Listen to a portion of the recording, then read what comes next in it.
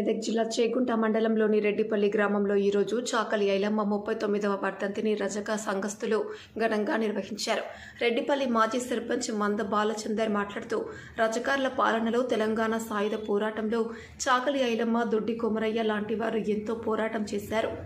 ఆనాడు రజకార్ల పాలనలో తెలంగాణలో ఎన్నో అవమానాలు, ఎన్నో రకాల ఇబ్బందులకు, ధన మాన ప్రాణాలకు గురైనారు. ఈ సందర్భంలో తెగించి పోరాటం చేసిన ఓ వీరనారిగా పేరుగాంచినటువంటి చాకలి ఐలమ్మ చరిత్ర ఇలాంటి పోరాట యోధులకు స్థానం లేకుండా పోయింది.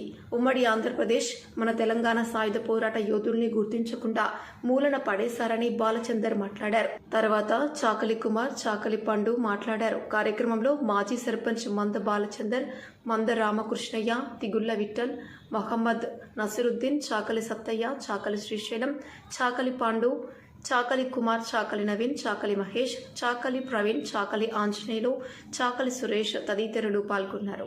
దృశ్యం న్యూస్ జర్నలిస్ట్ రాజు, రెడ్డిపల్లి.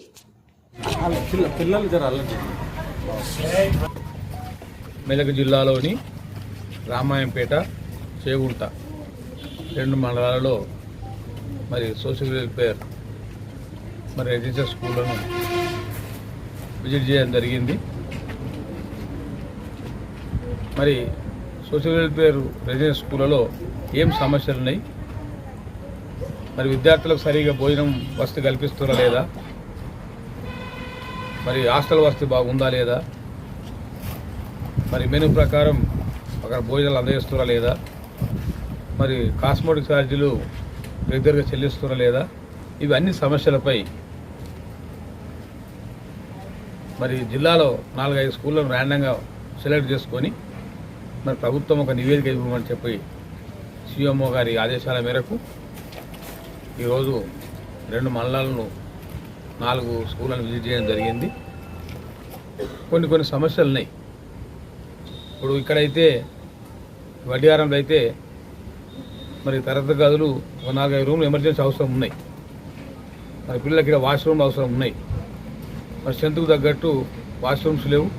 మరి వాళ్ళకు 4-5 రూములు అర్జెంట్ కట్టిస్తేనే ఇక్కడ అవకాశం ఉన్నది. మరి అడిషనల్ కలెక్టర్ గారు వెంకటేశ్వర గారు మాతోనే ఉన్నారు, మరి ఆర్డీఓ గారు ఉన్నారు. మరి మన మెదక్ కలెక్టర్ గారితో మాట్లాడి ఏమైనా నిధులు ఉంటే వారి దగ్గర డిఎంటీ నిధులు కానీ సిఎస్ఆర్ నిధులు కానీ ఉంటే మరి వారి దగ్గర చేయించడం, లేదంటే మరి ప్రభుత్వంకు నివేదించి మరి సెక్రటరీ సోషల్ వెల్ఫేర్ వాళ్ళకు చెప్పి ప్రభుత్వం నుంచి అయినా మంజూరు చేయించి చేయాల్సిన అవసరం ఉన్నది. మరి మనం ఇచ్చే నివేదికలో ఇక్కడ మినిమం నీడ్స్ లేవని చెప్పి కూడా ఇవ్వడం జరుగుతుంది.